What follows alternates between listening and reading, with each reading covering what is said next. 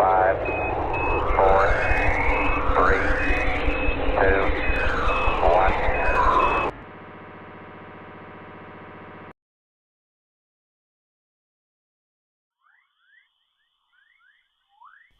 En 1964, Penzias et Wilson, deux radioastronomes de chez Bell Labs, font face à un problème. En étalonnant l'antenne qui leur sert à communiquer avec deux satellites de télécommunication, ils se heurtent à un bruit de fond inconnu. En orientant leur antenne dans plusieurs directions, ce bruit est toujours présent. Ils viennent de découvrir le fond diffus cosmologique sans être réellement conscients de sa nature ni de sa signification. Parallèlement, l'équipe de Dyke, à l'université de Princeton, théorise son existence. Ce fond diffus cosmologique est tout ce qui reste des premières lumières de l'univers et se trouve être un vestige du Big Bang, une preuve qu'il s'est réellement produit.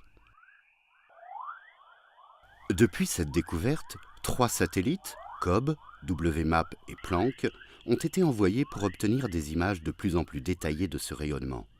C'est sous la forme d'une carte qu'on le représente. La température du rayonnement et ses très légères variations sont reportées graphiquement sur une ellipse qui elle-même représente une vue de l'espace à 360 degrés. Mais pour obtenir une carte exploitable, les astrophysiciens doivent d'abord interpréter et trier les données captées par ces satellites. Ils soustraient, couche par couche, des perturbations d'origine diverses afin d'obtenir une représentation fidèle du fond diffus cosmologique.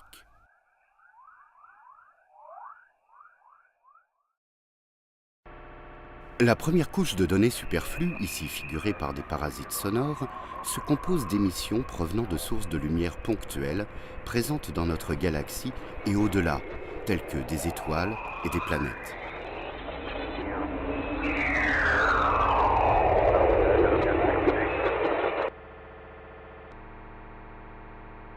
La seconde couche, que l'on visualise cette fois par des parasites lumineux, est issue de rayonnements émis par des électrons de la Voie lactée. Certains serpentent le long de champs magnétiques, alors que d'autres sont ralentis par des protons.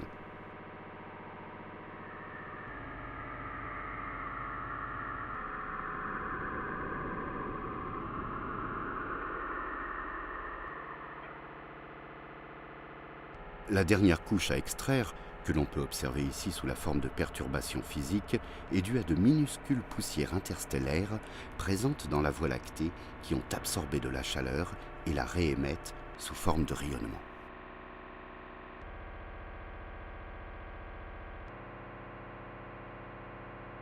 Nous sommes enfin capables d'observer le fond diffus cosmologique, cette carte de nos origines. Cette fouille archéologique à l'échelle de l'univers nous fait voyager dans l'espace et dans le temps à des distances absurdement gigantesques, à peine concevables pour l'homme. À l'instar d'un petit enfant qui explore son environnement et tente de se construire des repères spatiaux, l'humanité, elle, fait ses premiers pas dans la compréhension de l'univers. Et que fait-elle pour cela? Une carte.